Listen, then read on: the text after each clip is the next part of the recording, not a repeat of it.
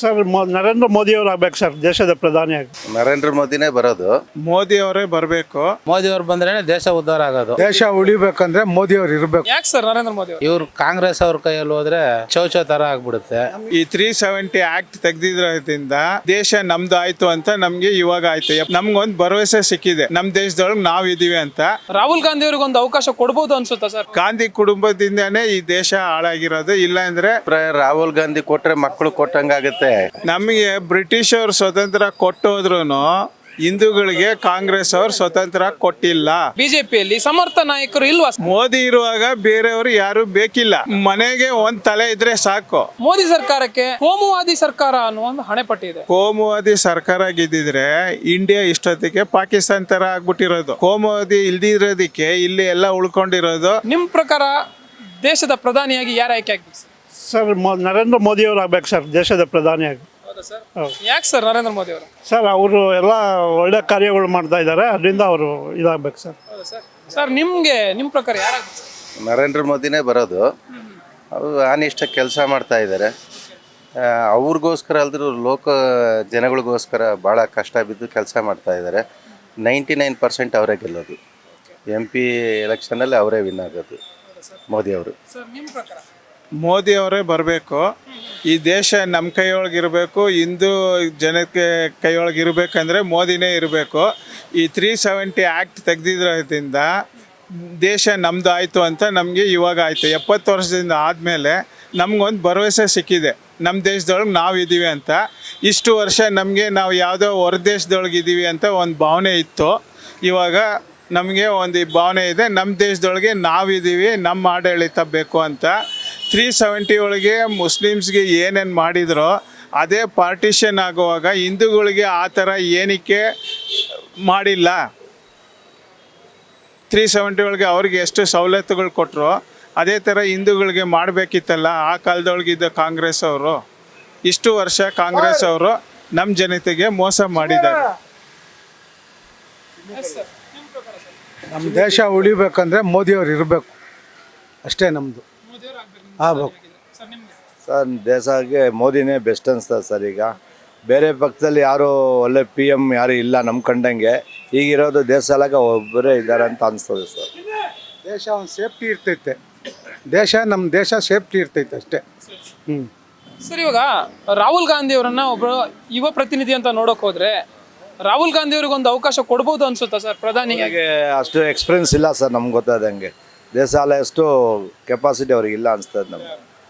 Sir ಹೇಳಿ sir Rahul Gandhi Nehru ವಂಶದೊಳಗೆ already 3 ಜನಕ್ಕೆ ಕೊಟ್ಟು ನಾವು ಈ ಸ್ಥಿತಿಗೆ ಬಂದಿದ್ವಿ. ಮತ್ತೆ ಗಾಂಧಿ ಪರಿವಾರ ಕೊಟ್ಟರೆ ತಿರ್ಗಾ ಮತ್ತೆ ನಾವು 70 ವರ್ಷ ಹಿಂದ್ಗಡೆ ಹೋಗ್ತೀವಿ. ಒಂದು ಕುಟುಂಬದ ಸಮಸ್ಯೆ ಅಂತೀರಾ? ಹೌದು, 100%. ಗಾಂಧಿ ಕುಟುಂಬದಿಂದ ಮತ್ತೆ ಬೇಡ. ಗಾಂಧಿ ಕುಟುಂಬದಿಂದನೇ ಈ ದೇಶ ಹಾಳಾಗಿರೋದು. ಇಲ್ಲ ಅಂದರೆ ನಮ್ಮ ದೇಶಕ್ಕಿಂತ ಸ್ವತಂತ್ರ ಹಿಂದೆ ಬಂದ ದೇಶಗಳೆಲ್ಲ ಎಷ್ಟೋ ಮುಂದುವರೆದಿದೆ. ಈ ಗಾಂಧಿ ಕುಟುಂಬದಿಂದನೇ ನಾವು ಹಿಂದಿರೋದು. ನಮ್ಮ ಅಭಿಪ್ರಾಯ ರಾಹುಲ್ ಗಾಂಧಿ ಕೊಟ್ರೆ ಮಕ್ಕಳು ಕೊಟ್ಟಂಗಾಗುತ್ತೆ, ಕಾಮಿಡಿ ಥರ ಆಗುತ್ತೆ. ದೇಶದ ಒಂದು ಘನತೆ ಕಾಪಾಡಬೇಕು ಅಂದರೆ ನಮ್ಮ ಮೋದಿಜಿಯವರೇ ಬರಬೇಕಾಗುತ್ತೆ.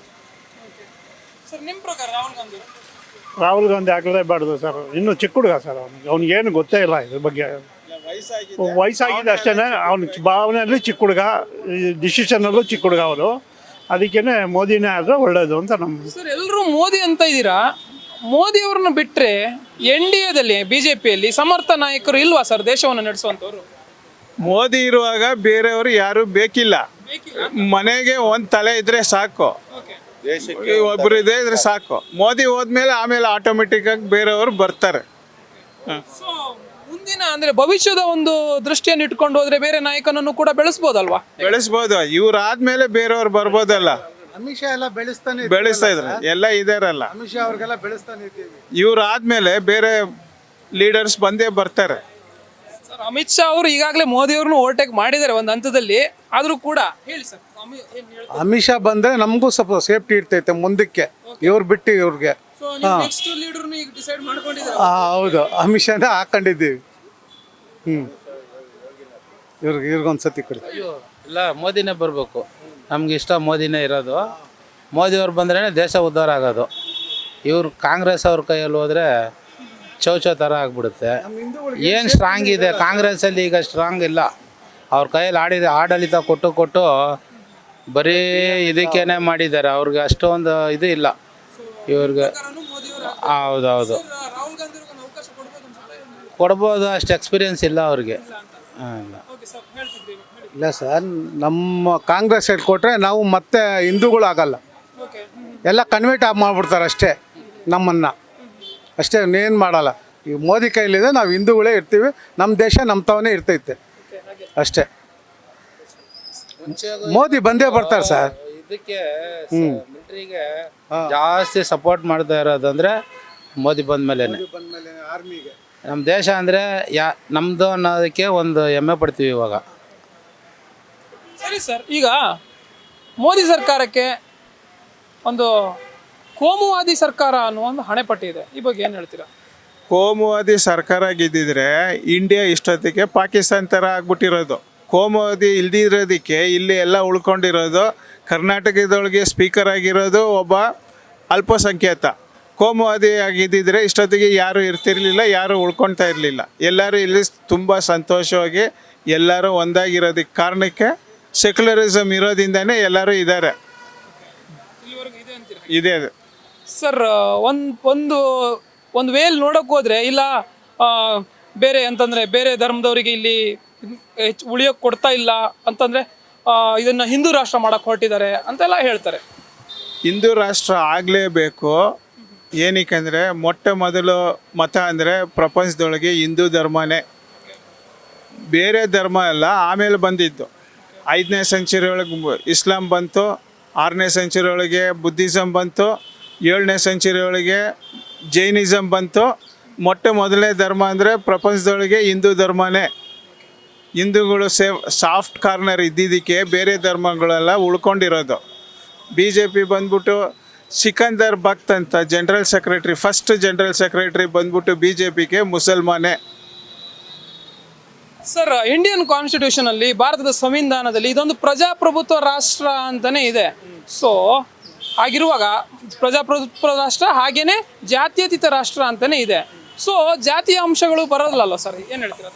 ಇವಾಗ ಎಲ್ಲ ರಾಜಕೀಯದವರು ಬೇರೆ ಜಾತಿ ಮೇಲೇ ಸೀಟ್ ಕೊಡೋದು, ಎಲ್ಲ ಪ್ರೈಮ್ ಮಿನಿಸ್ಟ್ರು ಎಲ್ಲ ಜಾತ್ಯತೀತನೇ ಮಾಡೋದು. ಕಾಂಗ್ರೆಸ್ ಅವರು ಫಸ್ಟ್ ಟೈಮು OBC ವೋಟ್ನ ಇದು ಮಾಡಬೇಕು ಅಂತ OBC ಬಗ್ಗೆ ಮಾತಾಡಿದ್ದಾರೆ ರಾಹುಲ್ ಗಾಂಧಿಗೆ ನೀವು ಚಿಕ್ಕವ್ರು ಅಂತ ಹೇಳ್ತೀರಾ. ಅವ್ರಿಗೆ 57 ವರ್ಷ ಆಯಿತು. 57 ವರ್ಷದ ಮನುಷ್ಯನಿಗೆ ಹೆಂಗೆ ಚಿಕ್ಕವ್ರು ಅಂತೀರಾ ನೀವು? ಹೆಂಗೆ ಹೇಳ್ತೀರಾ? ರಾಹುಲ್ ಗಾಂಧಿ ಅವರು ಯಾವುದೇ ಕಾರಣಕ್ಕೂ ಚಿಕ್ಕವರಲ್ಲ ಸರ್. ರಾಹುಲ್ ಗಾಂಧಿ ಅವರು ಈಗಾಗಲೇ ನೀವು ಹೇಳಿದ್ರಲ್ಲ ಯಂಗ್ ಪ್ರೈಮ್ ಮಿನಿಸ್ಟರ್ ಅಂತ. ಹೆಂಗೆ ಅಂದ್ರೆ 50 ಹೆಂಗೆ ಮದುವೆ ಆಗಿಲ್ಲ ಅಂದರೆ ಎಲ್ಲರೂ ನಾನು ಇಲ್ಲ ಹೆಂಗೆ ಯೂತ್ ಅಂತ. ಯೂತ್ಗೆ ಏಜ್ ಲಿಮಿಟ್ ಏನಿದೆ? ಅವ್ರು ಗುರ್ಸ್ಕೊಳ್ಳೋದು ನಮ್ಮನ್ನ ಕೇಳ್ಬಿಟ್ಟು ಗುರ್ಸ್ಕೊಂಡ್ರ ಅವರು ಕೇಳ ಮತ್ತೆ ಅವ್ರು ಗುರ್ಸ್ಕೊಂಡ್ರೆ ಅದು ಯಾರು ತಪ್ಪು ಅಂತಂದ್ರೆ ಅದು ಅವರು ಅಂತಲ್ಲ, ಪಬ್ಲಿಕಲಿ ಅಂದ್ರೆ ಅವರು ಸಮರ್ಥರು ಅಸಮರ್ಥರ ಬಗ್ಗೆ ಅಲ್ಲ ಹೇಳ್ತಿರೋದು, ಅಂದ್ರೆ ಈಸ್ ಯಂಗ್ ಅಂತ ಇರೋದು. ಹೆಂಗೆ ಅದೇ ಯಾವ ಥರ ನೀವು ಹೆಂಗಂತ ಇಲ್ಲ ನೀವು ನಮ್ಮನ್ನು ಕೇಳ್ಬಾರ್ದು. ನೀವು ಕಾಂಗ್ರೆಸ್ ಅವ್ರು ಕೇಳ್ಬಿಟ್ಟು ನಮ್ಮ ಹತ್ರ ಬಂದು ಕೇಳಬೇಕು. ಈ ಥರ ಪಕ್ಷದ ವಿಚಾರವಾಗಿ ಹೋಗ್ತಿಲ್ಲ. ಇಲ್ಲಿ ಜನಾಭಿಪ್ರಾಯವನ್ನು ಸಂಗ್ರಹ ಮಾಡ್ಕೊಳ್ಳೋಕ್ಕಾಗಿ ಬಂದಿರೋದು. ನೀವು ಯಾರ ಪರವಾಗಿ ಆದ್ರೂ ಹೇಳಿದ್ರು ಒಂದು ಎಕ್ಸಾಂಪಲ್ ಹೇಳ್ತೀನಿ. ಮನಮೋಹನ್ ಸಿಂಗ್ ಪೀರಿಯಡ್ ಒಳಗೆ ಇವ್ರು ಫಾರಿನ್ ಒಳಗಿದ್ದಾಗ ಒಂದು ರೆಸಲ್ಯೂಷನ್ ಆಗುತ್ತೆ ಪಾರ್ಲಿಮೆಂಟ್ ಒಳಗೆ. ಆ ರೆಸಲ್ಯೂಷನ್ನ ಒಬ್ಬರು ಅರ್ಧ ಬಿಸಾಕ್ತಾರೆ ಅಂದರೆ ಅವ್ರನ್ನ ನೀವು ಏನಂತೀರ? ನೀವು TV ಅವರು ನಿಮ್ಮ ಒಪಿನಿಯನ್ ಏನು ಹೇಳಿ? ಒಂದು ರೆಸ್ಪಾನ್ಸಿಬಲ್ ಪರ್ಸನ್ ಆಗಿರೋದು ನಮ್ದು ಏನು ಗೊತ್ತಾ ಸರ್, ತಟಸ್ಥ ನೀತಿ ನಿಮ್ಗೆ ಗೊತ್ತಿರ್ಬೋದು. ನಮ್ದು ತಟಸ್ಥ ನೀತಿ. ನಾವು ಯಾರ ಪರವಾಗೂ ಇಲ್ಲ, ಯಾರ ವಿರೋಧವಾಗಿಯೂ ಇಲ್ಲ. ಜನ ಏನು ಹೇಳ್ತಾರೆ ಅದನ್ನ ತಗೊಂಡೋಗಿ ಆಗ್ತಾ ಇರೋದು. ಜನರ ಅಭಿಪ್ರಾಯವನ್ನ ಮುಂದೆ ತಂದು ನಾವು ಇದು ಮಾಡ್ತಾ ಇರೋದು ಅಷ್ಟೇ. ನಮಗೆ ಬ್ರಿಟಿಷ್ ಅವ್ರು ಸ್ವತಂತ್ರ ಕೊಟ್ಟೋದ್ರೂ ಹಿಂದೂಗಳಿಗೆ ಕಾಂಗ್ರೆಸ್ ಅವ್ರು ಸ್ವತಂತ್ರ ಕೊಟ್ಟಿಲ್ಲ. ಅವರು 100% ಅಲ್ಪಸಂಖ್ಯಾತರಿಗೇನೆ ಇಷ್ಟು ವರ್ಷ ಆಡಳಿತ ಮಾಡಿದ್ದು. ಇವಾಗ ಕಳೆದ 10 ವರ್ಷದಿಂದ ನಮಗೆ ಮನಸ್ಸೊಳಗೆ ಒಂದು ಭಾವನೆ ಬಂದಿದೆ, ನಮ್ಮ ದೇಶದೊಳಗೆ ನಾವು ಸೇಫಾಗಿ ಇರ್ಬೋದು ಅಂತ. AK ಆಂಟೋನಿ ಅವರು ಡಿಫೆನ್ಸ್ ಮಿನಿಸ್ಟರ್ ಆಗಿದ್ದಾಗ 1 ಪೈಸಾ ಅಷ್ಟು ಏನೂ ಖರೀದಿ ಮಾಡಿಲ್ಲ ಡಿಫೆನ್ಸ್ಗೋಸ್ಕರ. ದೇಶ ಅಂದರೆ ಡಿಫೆನ್ಸ್ ಮುಖ್ಯ ಅಲ್ವಾ? ಡಿಫೆನ್ಸಿಗೆ ಏನು ಮಾಡಿದ್ದಾರೆ?